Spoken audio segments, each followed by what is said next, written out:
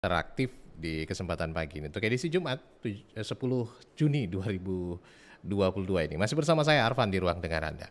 Baik, topik kita pagi hari ini yaitu masih seputar gempa di Mamuju Sulawesi Barat. Ya, yaitu pasca gempa Mamuju, trauma menghantui. Nah, pendengar, di kesempatan pagi hari ini dari dulu informasinya yaitu di mana dari peristiwa gempa di Mamuju Sulawesi Barat yang terjadi pada hari Rabu kemarin ya tepatnya tanggal 8 Juni 2022 di mana gempa yang melanda Mamuju Sulawesi Barat itu dengan kekuatan 5,8 skala Richter. Ini berpusat di 43 km barat daya Mamuju dan pasca gempa berbagai informasi baik gambar maupun video yang beredar luas di media itu terkait dengan kondisi di Mamuju Sulawesi Barat, yaitu ada beberapa gedung perkantoran yang mengalami kerusakan parah ya. Kemudian juga bagian-bagian dari gedung ya yang mengalami kerusakan begitu ya. Nah, kemudian gempa berkekuatan 5,8 skala Richter ini terjadi di kedalaman 10 km di bawah permukaan laut ya. Ini terasa sampai di Kota Parepare, bukan Kota Parepare saja ya. Bahkan di kawasan Riburai nomor 3 Makassar ini sempat merasakan juga nih. Nah, selain guncangan yang terasa ini di beberapa daerah,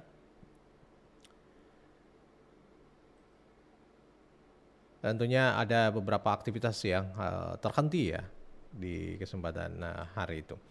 Nah, bahkan dikabarkan saat terjadinya gempa di Mamuju Sulawesi Barat ini warga berhamburan termasuk pasien, penjenguk dan perawat di rumah sakit. Gempa yang berkekuatan 5,8 skala Richter ini terjadi pada Rabu siang yang berpusat di laut sekitar 10 km ya. Dan di Kota Mamuju sendiri awak berhamburan, masyarakat berhamburan ya keluar rumah dan membuat warga panik. Dan juga tentunya keadaan di Rumah Sakit Umum Daerah Mamuju juga ini seluruh pegawai dan pasiennya pun ini harus diungsikan ke luar ruangan begitu ya. Nah, tentunya dilaporkan ini tidak ada lagi gempa susulan. Namun yang terjadi adalah bagaimana selanjutnya mitigasi bencana terhadap masyarakat ataupun juga warga Mamuju nih ya pasca gempa ya. Tentunya masih ada trauma, masih terbayang-bayang kejadian itu. Kemudian masih ada upaya dari berbagai pihak termasuk mungkin dari pemerintah Mamuju atau Sulawesi Barat, dalam hal ini penjabat di Mamuju ya, di Sulbar gitu ya, untuk bagaimana memberikan bantuan ataupun melakukan penanganan terhadap para korban ataupun juga mungkin dari masyarakat Mamuju Sulawesi Barat. Nah, saat ini BPBD Sulbar juga terus masih berkoordinasi dengan BMKG dan tentunya berharap sampai saat ini juga belum ada laporan korban jiwa atas gempa ini. Dan kita berharap ini bisa cepat tertangani dan bisa normal kembali di beberapa hari ini ya. Penanganan terhadap korban dan juga dari pemerintah Kabupaten Mamuju sendiri juga ini tentunya konsentrasi dalam hal penanganan pasca gempa Mamuju ini. Nah, seperti apa mungkin penanganan pasca gempa Mamuju, termasuk juga mungkin trauma yang menghantui masyarakat di sana. Kita akan berbincang nanti dengan narasumber kita di kesempatan pagi hari ini. Insya Allah kita masih coba untuk terhubung di dialog interaktif ini. Dan Anda juga di nomor 0821 3333 9440 untuk Anda pendengar dimanapun berada pagi ini ya bisa juga bergabung nanti ya untuk bersama kami dalam dialog interaktif. Kita masih akan membahas terkait pasca gempa Mamuju, trauma menghantui. Nah, adapun juga nanti kita akan dengarkan juga atau mungkin kita akan berkonsultasi juga nih ya dengan psikolog bagaimana apa langkah-langkah apa yang bisa kita perbuat untuk membantu saudara-saudara kita ataupun masyarakat ataupun juga para korban ya yang terdampak begitu ataupun mungkin pasca gempa seperti ini atau pasca bencana. Nah, di ruang dengar Anda masih bersama saya tentunya di dialog interaktif ini. Nah, pendengar, kalau terkait trauma tadi,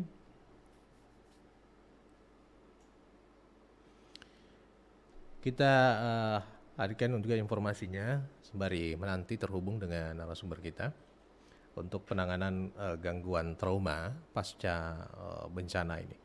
Nah, gangguan trauma pasca bencana tentunya punya derajat gangguan yang berbeda-beda ya. Dimulai dari gangguan ringan hingga gangguan yang berat. Nah, waspadai saja jika ada anggota keluarga Anda, saudara, teman atau orang-orang terdekat Anda ini yang mengalami gejala-gejala yang menandakan trauma ataupun meninggalkan traumatis ya.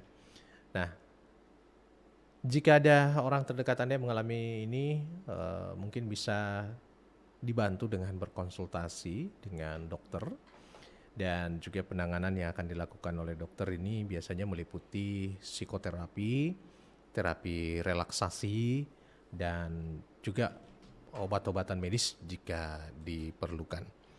Nah, sebuah penelitian juga pendengar ini menunjukkan bahwa dukungan dari keluarga dan dukungan dari sosial sekitarnya ini sangat membantu korban untuk mencegah ya, dan memperbaiki gejala-gejala yang dialami oleh orang-orang dengan gangguan trauma pasca bencana ini. Oleh karena itu jika ada orang terdekat kita yang mengalami gejala trauma ini ya, bisa memberikan dukungan Anda dan rasa aman kepada mereka ini agar tidak merasa sendiri dalam menghadapi musibah itu ya. Jadi butuh dorongan, support, rangkulan ya dari sekitar kita, dari orang-orang yang mengalami trauma pasca bencana ini. Nah, gangguan ini merupakan sebuah kondisi gangguan kesehatan mental yang dipicu oleh sebuah kejadian ya mungkin mengerikan ya, seperti gempa bumi atau bencana alam lainnya, peristiwa kejahatan, pembunuhan ya, atau hal yang lainnya. Yang ini bisa merupakan kejadian dialami oleh diri sendiri maupun kejadian yang disaksikan langsung oleh seseorang. Itu yang bisa meninggalkan rasa trauma ini. Nah, seperti apa pembahasan kita selanjutnya? Saya masih coba untuk terhubung atau kita masih coba untuk terhubung dengan narasumber kita pagi hari ini. Begitu, tetaplah bersama kami.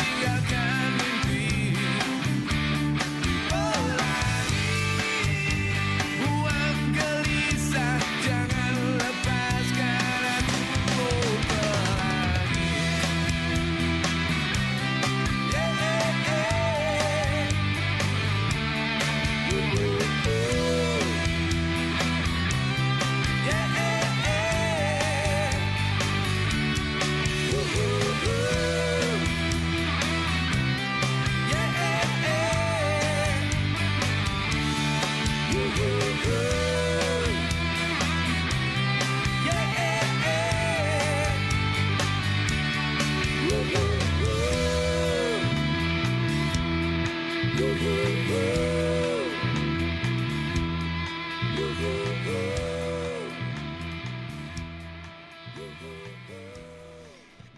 pendengar dimanapun berada, kita lanjut ya dialog interaktif Lintas Makassar pagi kita pagi ini ya dengan topik pasca gempa Mamuju, trauma menghantui. Mudah-mudahan seiring dengan lagu dari Bumerang ini memberikan juga semangat menghadirkan pelangi di bumi Manakara untuk kembali menerangi masyarakat, memberikan harapan, memberikan semangat untuk bangkit pasca gempa bumi kemarin. Nah, untuk sesi ini saya bersama dengan narasumber kita yaitu Ibu Kartika Cahya Ningrum, seorang psikolog dari Universitas Negeri Makassar ya, dan sudah terhubung bersama kita. Ya, Assalamualaikum, selamat pagi. Waalaikumsalam, selamat pagi Mas. Selamat pagi Ibu. Aduh, Iya, Ibu iya, Kartika Cahya ya. iya betul. Baik. Panggil saja Kartika. Ya, Oke, Kartika. Eh, pagi ini kabarnya baik, Mbak Kartika? baik, alhamdulillah. Alhamdulillah. Baik. Terima kasih waktunya pagi ini bersama saya Arfan di Iya, Perusahaan dari Makassar. Baik, saya mau iya, baik. sedikit bertanya nih ya. Baru Iya, kemarin kembali terjadi gempa ya, gempa bumi di Mamuju, Sulawesi Barat. Ya. iya betul. Tentunya ini baru beberapa sekian waktu begitu ya, tidak berlangsung, tidak cukup lama begitu ya. Kembali Iya lagi betul. begitu ya. Kita masih teringat kejadian yang sebelumnya. Sebelumnya ya, iya. Oke. Dan tentunya ini bisa menimbulkan trauma bukan hanya bagi masyarakat tentunya ya di Mamuju dan sekitarnya, tapi bagi anak-anak ataupun juga korban lainnya. Nah, Iya. pasca gempa seperti ini, trauma Mm-mm. menghantui. Nah, mungkin saya pengen tahu, masyarakat juga pengen tahu ini apa sih yang harus kita lakukan untuk membantu Baik. orang-orang yang ataupun masyarakat baik anak, remaja, dewasa begitu yang menjadi korban akibat bencana seperti ini, Mbak Mm-mm. Kartika. Oke, baik. Jadi kalau di psikologi itu ada yang namanya PFA. Kayaknya juga sudah tidak asing lagi gitu ya di telinga kita semua, namanya PFA ya. Namanya Psychological First Aid. Kalau di First aid, fisik itu bantuan ada pertama kotak gitu ya. P3K-nya. Ya betul, kalau Hmm. di P3K-nya, kalau di fisik, kalau di psikologi namanya PFA. Hmm. Nah, kalau kita mengikuti prinsip PFA ini, kan PFA ini bisa diberikan oleh siapa saja. Hmm. Bahkan oleh masyarakat umum pun bisa, walaupun dengan syarat bahwa mereka sudah melakukan pelatihan terlebih dahulu atau pernah mendapatkan materi terkait PFA ini. Hmm. Tuh. Yang pertama yang bisa dilakukan kalau kita menggunakan teknik PFA ini adalah kita look dulu, look pertama. Look yang pertama itu adalah kita mencoba melihat apa yang dibutuhkan di sana. Hmm. Seperti misalnya mungkin dari segi kondisi fisiknya, mungkin dia butuh kandang, mungkin ada pangannya, apakah sudah terpenuhi atau belum, kemudian bagaimana dengan tempat tinggal atau lokasi untuk pengamanannya seperti apa, itu dulu yang dilihat. Gitu. Apa yang dibutuhkan oleh masyarakat di sana yang sedang mengalami musibah tersebut. Itu hal yang pertama. Kemudian yang kedua, setelah kita melihat, kita mulai belajar atau membantu dari segi listen. Ya, Listen. jadi kita mendengar. Mendengarkan. Jadi mendengar ini bukan hanya mendengar saja, tapi betul-betul mendengar aktif. Mendengar aktif itu kita betul-betul memunculkan sikap empati kita terhadap para penyintas ini, gitu. Apa yang mereka rasakan, keluh kesah apa yang mereka rasakan, itu kita dengarkan seperti itu. Kemudian kalau kita sudah membantu melegakan sedikit emosinya dengan kita hadir mendengarkan keluh kesahnya mereka, kemudian yang terakhir adalah kita melakukan yang namanya link.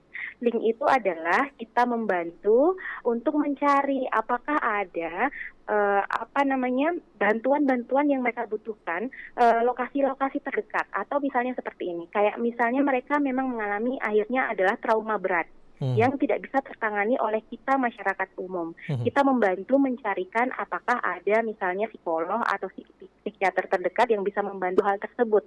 Kemudian kalau dari segi misalnya mereka membutuhkan bantuan secara fisik, misalnya ada luka dan lain sebagainya, kita carikan di manakah rumah sakit terdekat atau puskesmas terdekat atau di manakah bantuan fisik terdekat yang ada. atau ketika dia membutuhkan yang lainnya, misalnya tempat rumah aman misalnya, di manakah kita bisa mencarikan atau mengkoneksikan dengan rumah aman yang ada, yang tersedia, yang disediakan oleh mungkin pemerintah atau badan-badan yang lainnya. Seperti itu.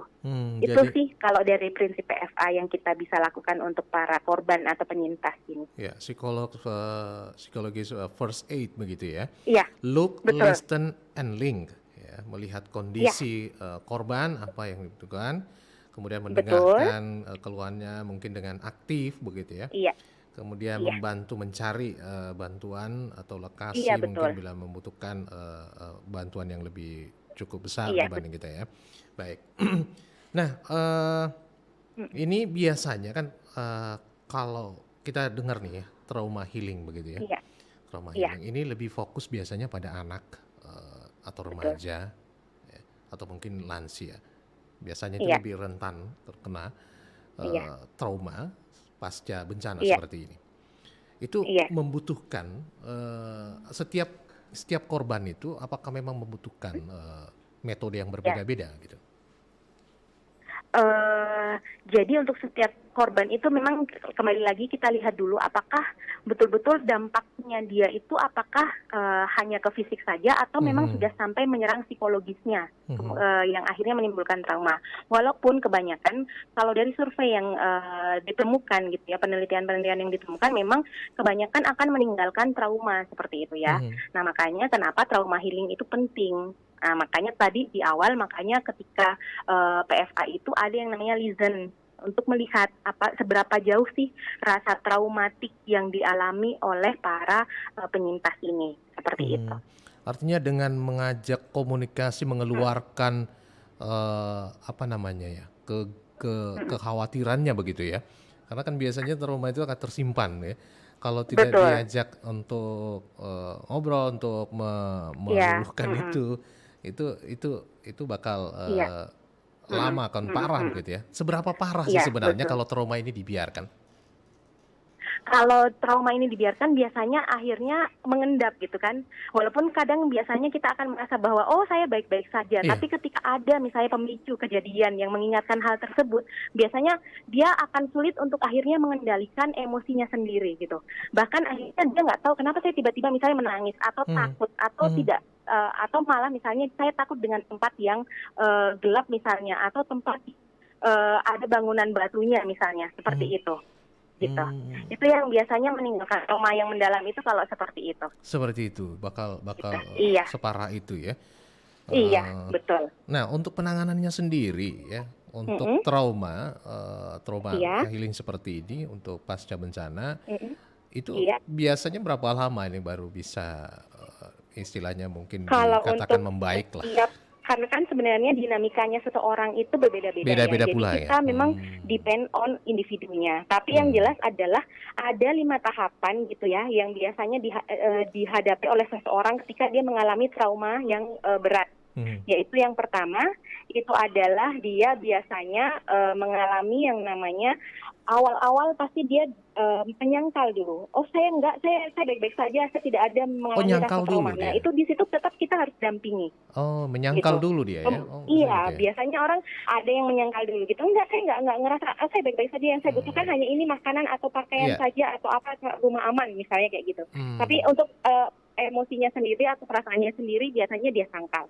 Kemudian mmm, yang kedua adalah setelah denial dia akan mengalami yang namanya kemarahan gitu. Setelah mhm, dia sadar mhm, bahwa oh iya ternyata saya punya rasa khawatir, rasa cemas, rasa trauma ya. mhm, Saya merasa kemudian saya marah. Kenapa saya bisa mengalami kemarahan, bisa mengalami hal tersebut ya gitu. Setelah rasa marah, kemudian muncullah yang namanya bargaining namanya. Bargaining itu dia bilang kenapa saya tidak di sini, kenapa saya harus ada di dalam rumah, kenapa saya tidak di luar rumah, atau misalnya mmm, kalau dia kehilangan, kenapa saya tidak selamatkan anggota keluarga dulu, kenapa, mhm, kenapa, kenapa gitu. Selalu mengatakan kenapa seandainya saya tidak begini, seandainya saya tidak mhm, begitu mhm, gitu. Nah, kemudian yang selanjutnya setelah bargaining itu dia kemudian muncullah yang namanya rasa depresi memang. Karena kan sudah banyak pertanyaan kenapa itu tidak terjawab, akhirnya menyebabkan depresi lah dia, betul-betul mhm, emosinya sangat turun, down gitu. Nah, kemudian setelah itu baru kita mencapai tahapan yang kelima, yaitu penerimaan. Seperti itu. Itu tahapannya. Itu Jadi tahapannya. memang setiap tahapan itu kita sebagai seseorang istilahnya sudah misalnya dilatih PFA begitu ya, kita berada di tahapan untuk mendampingi masa-masa atau fase-fase yang dialami oleh para penyintas tersebut. Seperti itu sih kurang lebih gambarannya. Nah, dari beberapa masyarakat juga tadi yang sudah berkomentar ya terkait bagaimana sebenarnya kita bisa melakukan apa nih pasca bencana untuk menghilangkan trauma. Ada yang mengatakan Abang kalau nggak mau diingat-ingat lagi ya menjauh dari tempat itu misalnya move onnya ya pindah beneran gitu ya, pindah kota, pindah tempat yang lebih membuat apa ya semangatnya bisa bangkit lagi untuk melihat hal yang baru. Apa itu salah satu cara terakhir kan mungkin atau sebaiknya kalau mungkin mungkin move on pindah ya suasana baru tapi kan luka itu masih tetap dia bawa gitu. Iya betul. Betul. Iya jadi memang nggak apa-apa istilahnya itu untuk jadi take a break dulu nggak masalah gitu ya.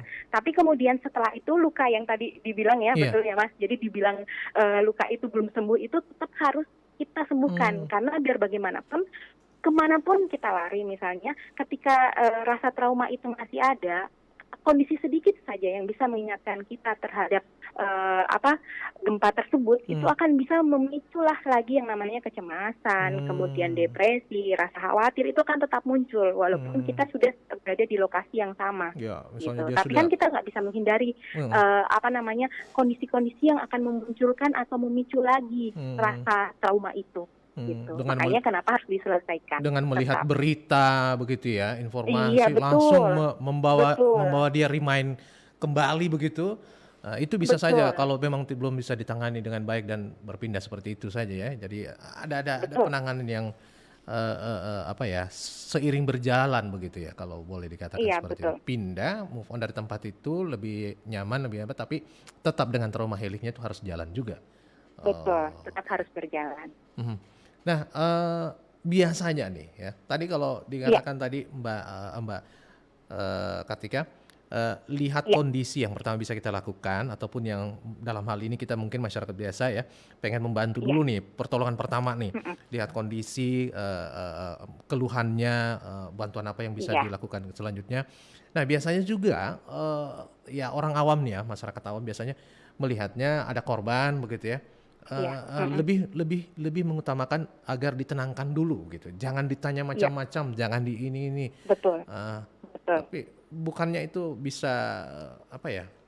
Yang mana sih sebenarnya didiamkan dulu, ditenangkan dulu hatinya, perasaannya, baru didengarkan keluhannya atau dengan apa ya? Istilahnya mungkin ada juga yang mengatakan harus aktif kita bertanya kepada dia agar dia tetap sadar begitu. Iya, baik. Jadi memang sebaiknya kita nggak bisa memaksakan bahwa kita kadang jangan sampai kita ingin membantu malah jadinya akhirnya kita malah membebani gitu ya. Makanya memang kondisi yang harus kita lihat dulu yang makanya masih kembali ke prinsip yang pertama kita ngelihat dulu yang paling pertama dia butuhkan saat ini apa? Apakah dia hanya butuh kondisi yang tenang terlebih dahulu, hanya butuh disodorkan minum terlebih dahulu, hanya butuh ditemani duduk-duduk saja tanpa harus bercerita dulu misalnya seperti itu gitu ya. Kita lihat betul-betul kita based on apa yang dibutuhkan oleh penyintas ini gitu.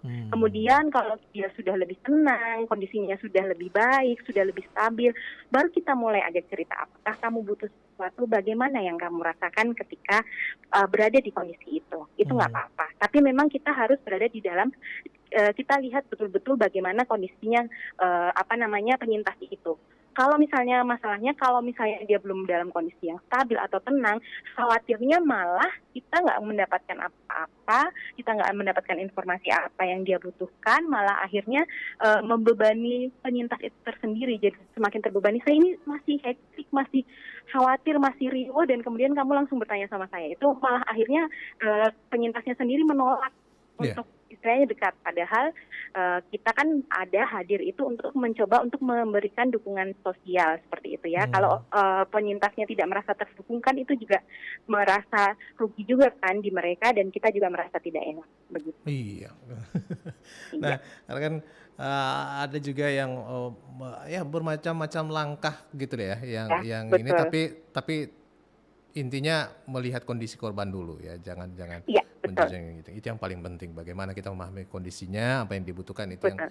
yang harus kita cari Iya, tahu dulu ya. Jangan kita jauh lebih cerewet begitu dalam membantu mereka karena ya itu betul. akan membuat mereka ribet begitu.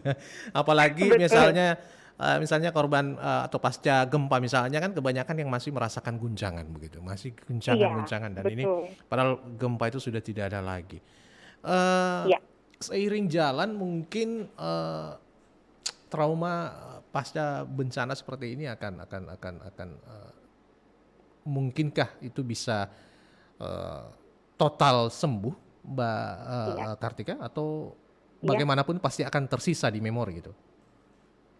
Eh, Bagaimanapun juga kan yang namanya istilahnya setiap peristiwa itu akan tersisa di memori Hmm. kita ya. Tapi bagaimana sih kita meminimalisir dampak dari trauma itu? Sebenarnya seperti itu. Mhm. Bahwa ketika kita misalnya tolok ukur ketika seseorang itu sudah dikatakan sembuh dari trauma itu adalah ketika dia bisa membagikan pengalamannya, menceritakan pengalamannya dengan baik kepada orang lain tanpa tendensi emosi yang sangat kental seperti awal Hmm. ketika dia mengalami trauma itu. Gitu. Karena Hmm. sebenarnya setiap peristiwa atau kejadian itu kan bisa menjadi pelajaran ya bagi kita maupun bagi orang lain. Nah, ketika kita sudah bisa mengambil pelajaran dari rasa trauma kita dan kita bisa membagikannya ke orang lain agar mereka juga bisa mendapatkan istilahnya pengalaman, jadi tahu dan paham, dan ketika menghadapi hal yang sama mereka juga bisa terbantu dengan pengalaman yang sudah dialami oleh penyintas ini sebelumnya, itu menjadi tolok ukur bahwa mereka sudah sembuh dari traumanya. Begitu. Itu tolak ukurnya ya. Jadi begitu Iya, kita coba ngetes dengan apa ya, bertanya mungkin terkait hal itu, iya, kalau dia sudah tidak menunjukkan emosi yang berlebihan iya, dan mampu betul. bercerita dengan baik begitu ya, Iya, itu sudah ada tanda positif. iya, Baik, oke. betul. eh Mungkin waktunya Mbak Ika ya. Oke. Kita masih punya waktu beberapa menit ini Mbak Ika ya. Mbak Kartika Iya, ya. baik. Sedikit lagi. Iya, Tentunya juga ada yang merekomendasikan bahwa untuk menghindari trauma ataupun mengobati trauma pasca bencana ini ya iya, secepat mungkin membantu mereka atau korban iya. yang kena Hmm, ini dengan memberikan mereka kembali rutinitas ya. Rutinitas. Jadi sebisa iya, mungkin bisa kembali menjalankan siklus hariannya ya, iya. bekerja, Mm-mm, memberikan kegiatan begitu betul. agar bisa cepat move on. Apakah Iya. seperti itu mungkin bisa dilakukan? Iya, itu salah satu kondisinya, tapi di awal dulu sebelum mereka diberikan aktivitas rutinitas seperti biasanya agar tidak terlalu berlarut-larut, kita juga harus bantu mereka untuk bagaimana ketika misalnya emosi atau ingatan terhadap kondisi atau peristiwa itu terjadi, apa yang mereka lakukan, apa yang kondisi apa yang harus mereka lakukan, misalnya penanganan seperti apa yang mereka harus lakukan dulu Hmm. ketika kondisi tersebut kambuh atau apa ya, kayak emosi itu muncul lagi Iya, gitu, iya, iya. trauma itu muncul lagi, apa yang harus dilakukan itu dulu, kemudian nggak apa-apa setelah itu diberikanlah aktivitas yang banyak gitu atau rutinitas yang dikembalikan seperti semula, itu nggak masalah gitu, agar apa, kalau misalnya orang tidak ada aktivitas pun ya cenderung memang fokusnya hanya akan ada di pikiran yang melayang gitu ya, dan Hmm. biasanya pikiran yang melayang-layang itu adalah mengingatkan sesuatu hal yang negatif atau tidak menyenangkan, akhirnya mengarahnya pikirannya akan ke sana. Makanya akan lebih baik kalau diberikan aktivitas atau rutinitas tertentu. Seperti itu. Ini biasanya terlihat pada anak-anak di pengungsian begitu ya, Iya, Bu betul. Kartika ya. Ya, diberikan kegiatan Iya, yang menyenangkan, di betul. belajar-belajar ini Betul. agar mereka cepat lupa gitu ya kejadian Iya, kemarin. betul. Ini. Diminta untuk lupa dulu sesaat Hmm, terhadap kejadian itu, betul. mencoba menggembirakan, menyenangkan hati mereka kembali. Itu yang Iya, itu yang sering betul. kita lihat pentingnya. Dan memang itu menunjukkan bahwa selain korban misalnya dalam bentuk yang medis, luka dan sebagainya akibat bencana gitu ya, tapi yang kena mental itu trauma ini yang harus juga Iya, menjadi sasaran penting ya iya, betul. bagi para korban pasca bencana. Dan Mm, mungkin ini salah satunya atau mungkin beberapa poin tadi sudah disampaikan Mbak Kartika pendengar di ruang iya, dengar Anda bagaimana dan apa yang bisa kita lakukan begitu ya. Selaku masyarakat atau mungkin sebagai orang yang ada di sekitar orang yang pasca mengalami bencana ini atau mungkin saat kita mengalami juga nih ya. Nah, ini bisa diterapkan pada diri sendiri juga nggak nih Mbak Kartika? bisa, bisa. Bisa ya? Jadi istilahnya kan trauma itu nggak harus hanya karena untuk penyintas korban ya. Mhm. Ketika kita mengalami kondisi yang tidak stabil, mengingat kejadian yang tidak menyenangkan, pasti setiap orang memiliki ya kejadian yang Iya, tidak iya. menyenangkan itu. Itu bisa diterapkan Mhm. metodenya. Itu metode yang sekarang ini yang orang pakai ya, apa ya, Iya, healing healing healing gitu ya? healing, trauma healing, tarik Trauma healing, nafas dulu, self kayak healing gitu, gitu ya? atau Oh, ya kok cari-cari self healing kemana ya gitu, itu mumet bisa, dengan iya. kerjaan tinggalin dulu, liburan sana lagi, itu bisa Iya, dengan diri sendiri itu ya. Itu sih. betul betul. Tapi tidak berlaku bagi orang yang pasca bencana gitu ya, karena butuh penanganan khusus begitu Mbak Iya, ya. Butuh pertolongan, butuh bantuan, butuh pendampingan iya, betul. sampai benar-benar bisa kembali normal begitu. Baik, Iya, rupanya mungkin waktu juga nih harus memisahkan kita lagi nih Mbak Kartika. Terima kasih nih iya, informasinya, mudah-mudahan masyarakat bisa menyerap ini dan ini menjadi iya, bekal juga nih bagi kita untuk mitigasi ya. Biar kita bisa saling support, saling bantu saat adanya bencana seperti ini pada iya, orang-orang di sekitar kita. Terima kasih Mbak iya. Kartika Terima Cahyaningrum kasih ya Mas. untuk informasinya. Iya, Jangan apa namanya, jangan kapok nih kita dimintain iya. informasi ya, ilmu Nah, ya baik. bagi masyarakat. Terima kasih. Iya. Assalamualaikum warahmatullahi wabarakatuh. Waalaikumsalam warahmatullahi wabarakatuh. Terima kasih Mbak Kartika Cahyaningrum, psikolog dari UNM Makassar sudah bersama kita. Bagaimana pasca gempa ini kita membantu ya dengan menghilangkan ataupun mencoba eh, melawan ataupun juga membuang nih trauma-trauma yang biasanya menghantui. Baik, saya break dulu. Selepas ini saya akan hadir kembali ya dengan narasumber kita berikutnya masih dalam dialog interaktif Lintas Makassar Pagi.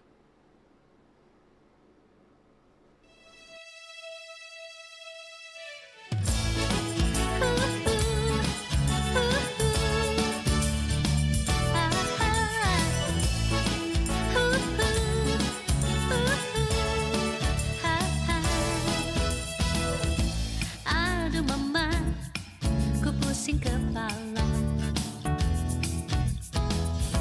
Hadap dia mencoba mendekatiku. Ku diteleponnya 3 kali sehari. Ku pikir seperti minum obat saja. Oh, oh, rayuannya, aduhai indahnya.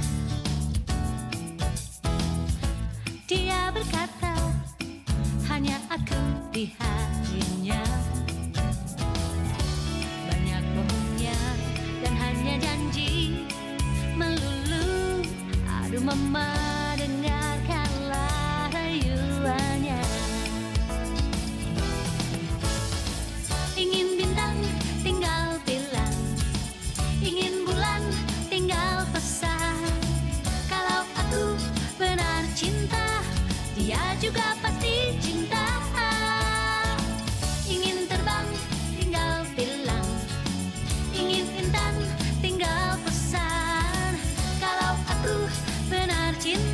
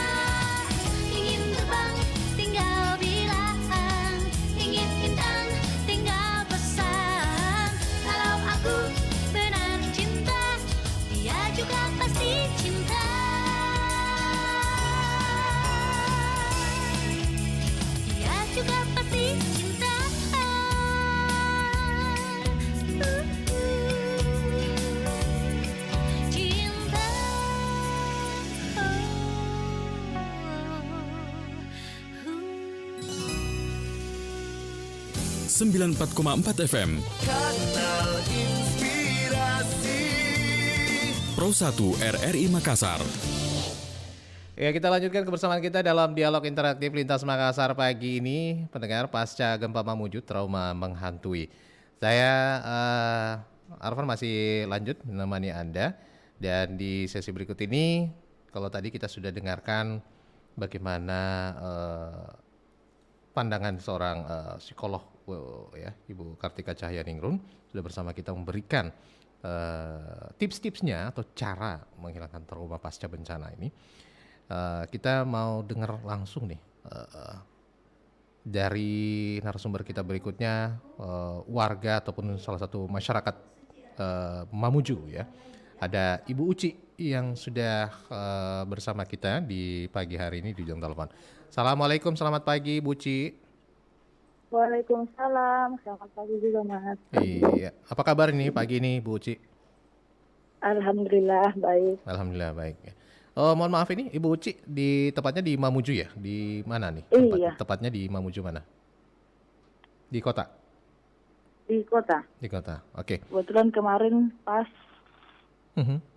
kejadian lagi di kota. Cuma rumahnya di atas gunung. Oh, rumahnya di atas gunung. Iya. Oke. Ibu Uci selaku masyarakat ya atau warga di Mamuju, saat kemarin terjadi gempa ini lagi beraktivitas di mana nih, Ibu Uci? Kebetulan lagi di rumah Mama kemarin pas kejadian. Di rumah Mama. Oke. Dan apa yang dilakukan saat terjadinya itu? Saat gempa itu tiba-tiba Ya. datang. Yang pertama pasti panik, lari, selamatin anak-anak. Dan memang warga setempat juga banyak orang yang langsung pergi ke ketinggian. Oh, mencari tempat yang dataran tinggi. Iya, gitu. mencari tempat ketinggian. Kenapa? Karena ada isu atau gimana? Mungkin yang pertama mungkin trauma, yang kedua ya yang sampai terjadi tsunami, mungkin itu yang ada di pikiran. Emang ada informasi begitu yang beredar ya saat itu? Nggak ada sih, Mas. Nggak ada. Cuma kan lama lagi, baru ada lagi gempa. Dan mereka memang langsung angkat surat-surat, langsung memang jalanan langsung macet, penuh semua karena memang dia mencari ketinggian. Dan ketinggian. Oke. Dari Buci dan keluarga ada yang mengalami korban jiwa atau selamat semua? Alhamdulillah semuanya selamat, keluarga selamat. Kebetulan bangunan juga ya dalam kondisi baik juga di rumah. Oh, artinya nggak terlalu kerusakan. Tidak terlalu signifikan begitu ya dampak pada bangunan ya? Iya. Karena ini getarannya langsung satu kali saja gitu ya? Getaran dia pertama pelan, nggak lama langsung kencang. Dan mungkin sekitar 10-11 detik. Dan tidak ada lagi susulan? Susulan-susulannya ada, tapi kita langsung pulang ke rumah, kan kebetulan rumah juga kan dataran tinggi, dan di situ ada kemungkinan 4 kali susulan. Yang alhamdulillah di sini nggak terasa, tapi untuk warga Mamuju di kota terasa sekali katanya. Oh gitu. Dan dari pemerintah tempat juga menginformasikan ini pas kejadian atau hari Rabu itu sudah memperbolehkan Anda atau masyarakat itu kembali ke tempat masing-masing atau tidak ada himbauan sama sekali? Ada surat keputusan dari Mamuju itu 7 hari. 7 hari masih pasca gempa, masa darurat ya. Dan kebetulan banyak juga ini warga yang masih mengungsi di sekitaran sini. Ya mungkin ya yang berdampak pada rumahnya. Kayak retak apa. Jadi ada beberapa lokasi pengungsian yang dibuat gitu? Oleh warga sendiri atau dan masih oleh banyak pemerintah juga setempat? warga yang mengungsi. Oh, artinya tidak jauh dari tempat tinggal begitu membangun tempat di pengungsian? Stadion ya lumayan. Stadion, depan Polda, banyak tenda-tenda darurat yang masih disediakan oleh pemerintah setempat. Dan juga bantuan-bantuan ada yang sudah berdatangan atau mungkin masih dalam pemantauan juga nih? Kemungkinan ada sebagian yang sudah ada mendapatkan bantuan kayak beras, terpal, obat-obatan. Nah, kalau Ibu Suji sendiri membutuhkan apa nih ya kalau beberapa hari ini? Atau mungkin kebutuhannya dalam hal ini masih aman-aman saja karena tidak terjadi korban atau mungkin juga kerusakan yang Iya, parah alhamdulillah kalau gitu. keluarga sendiri, alhamdulillah nggak ada yang diperlukan Mas, karena memang kita kan nggak mengungsi. Beda kemarin dengan pasca kemarin langsung mengungsi di kantor bupati, yang mungkin gempanya juga kan mungkin agak tinggi kemarin. Agak Ya banyak sejauh ini kerusakan masih ya. alhamdulillah masih Jadi ada artinya kelihatan. kemarin dan hari ini sudah berjalan normal nih semua aktivitas nih. Kembali normal juga Belum juga. belum normal sekali, cuma ya warga setempat masih ya baru, mungkin ada sebagian warga yang sudah mulai kembali ke rumahnya, tapi malam kembali lagi ke tenda, Oh, mungkin artinya begitu. tetap waspada juga ya Waspada. akan gempa susulan ataupun hal-hal yang tidak diinginkan sesuai dengan arahan pemerintah setempat bahwa ini berlaku 7 hari ya. Iya, 7 Tetap hari waspada. masa darurat. Hmm, Dan sekolah-sekolah juga masih diliburkan. Sekolah-sekolah pun diliburkan. Iya. Oke. TK, Dan SD, SMP, SMA. oke, terkait hal ini keluarga atau anggota keluarga Ibu Suci yang selamat semua, kemudian mungkin ada yang mengalami trauma dan sebagainya. Kalau trauma pasti ada, Mhm. tapi kalau untuk korban alhamdulillah nggak ada. Nggak ada ya. Itu jauh Kalau untuk lebih keluarga, berharga iya. gitu ya Bu Suci. Baik. Kalau dari pemerintah setempat ini tetap juga apa namanya? Selain himbauan, selain menyediakan mungkin tempat-tempat darurat ya untuk berlindung masyarakat, ada nggak ini turun ke lapangan Iya, meninjau? ada. Mhm.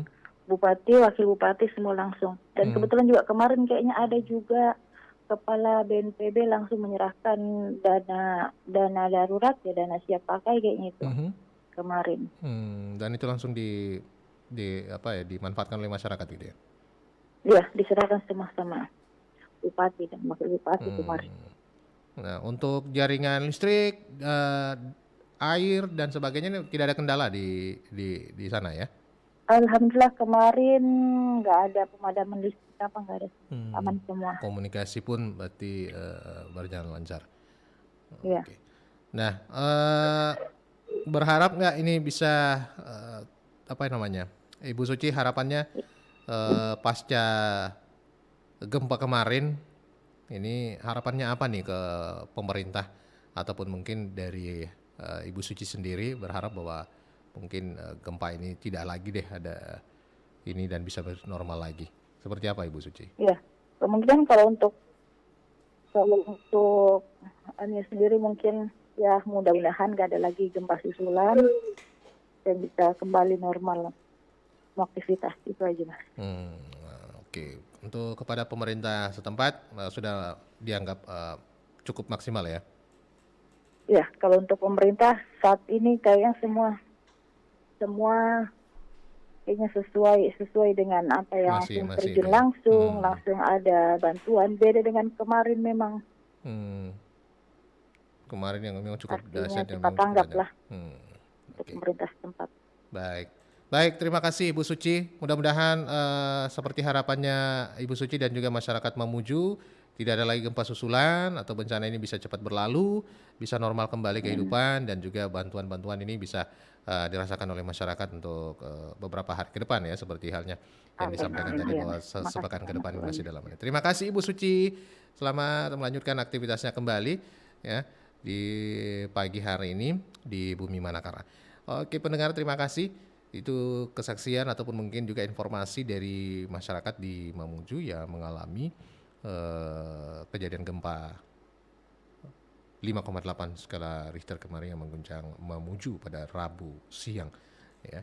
Dan mudah-mudahan berharap ini semuanya bisa berjalan normal kembali, tidak ada gempa susulan dan tetapi tentunya mengingatkan bahwa bencana kapanpun bisa terjadi, bisa datang apa saja. Nah, itu yang dipersiapkan bagaimana mitigasi ya. Bagaimana kita menghadapi bencana ataupun dalam kondisi bencana agar bisa meminimalisir korban jiwa dan juga korban-korban lainnya dalam material dan sebagainya, khususnya untuk menyelamatkan jiwa begitu ya. Apalagi dengan trauma yang menghantui setiap pasca bencana seperti ini, itu juga penting untuk kita pahami bersama apa dan bagaimana kita harus bertindak dan membantu sesama agar trauma ini pasca bencana itu bisa bisa cepat ditekan, bisa cepat disembuhkan begitu, agar menggeliatkan semangat hidup para korban-korban pasca bencana seperti ini. Baik, saya yang bertugas juga mengucapkan terima kasih atas perhatian dan kebersamaan Anda pagi ini di dialog interaktif kita, dan mudah-mudahan seperti doa-doa kita semuanya, berharap tidak ada lagi nih gempa susulan ataupun bencana-bencana besar lainnya yang terjadi ke depannya. Semuanya tenang-tenang saja dan tetap waspada ya.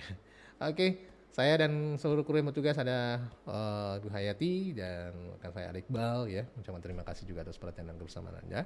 Assalamualaikum warahmatullahi wabarakatuh. Sampai jumpa.